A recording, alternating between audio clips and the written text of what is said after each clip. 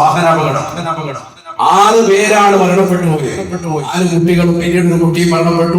പിന്നീട് അവരുടെ സഹോദരൻ മരണപ്പെട്ടു. അതോടൊപ്പം തന്നെ അവരുടെ ജോലിക്കാരിയും മരണപ്പെട്ടു.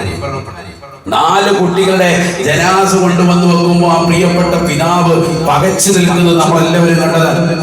വാപ്പ വല്ലാതെ പകച്ചു നിൽക്കുന്നു, വേദനിക്കുന്നു. എന്ത് ചെയ്യണമെന്ന് അറിയാമല്ല. കാരണം വാർത്ത കേൾക്കുന്ന പോലെയല്ല, ആ നടുക്കമാകുന്ന ആ അനുഭവം അദ്ദേഹത്തിന്റെ ജീവിതത്തിൽ നേർക്കുനേരെ ഉണ്ടായത്.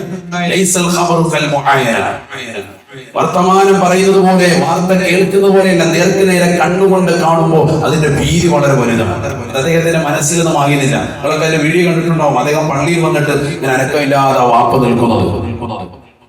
ആ ഉമ്മയുടെ അടുക്കലേക്ക് ജനാസ കൊണ്ടുപോകുന്ന രംഗവും ഒക്കെ വീഡിയോയിലുണ്ടായിരുന്നു. ഹോസ്പിറ്റലിൽ കിടക്കുന്ന മാതാവിന്റെ ചാരത്തേക്ക് 4 കുട്ടികളുടെ ജനാസ കൊണ്ടുപോകാൻ ഒറ്റയടിക്ക് ഒരു അപകടത്തിൽ മരണപ്പെട്ടു. ജീവിതത്തിൽ ഒരിക്കലും അവൻ മറക്കൂല.